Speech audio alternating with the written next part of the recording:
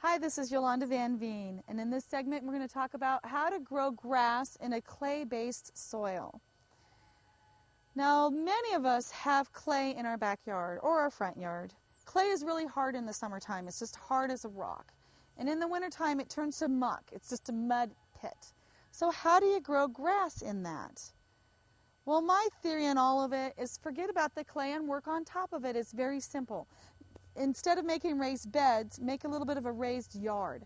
So it's worth a little bit of money and a little bit of effort because you'll be set forever. So make sure and buy a lot of potting soil or compost that's very organic and it's broken down, and you can have it delivered usually for not a whole lot of money. And make sure you've got at least 2 to 3 inches of good compost or potting soil above the clay because the grass needs something to grab onto. So every spring and every fall when the nights are warm, make sure to do it before it gets too cold in the winter or before it gets too hot in the summer. So once you lay the compost down, add lots of grass seed to it. Just cover it with grass seed and then water it deeply. Make sure the water just soaks the ground for about 3 hours at a time. And if you only water deeply, you only have to water maybe once a week in the heat of the summer.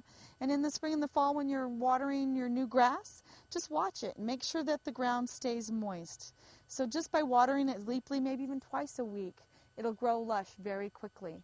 And it doesn't matter that you have clay underneath, you have a beautiful, lush lawn on top of that.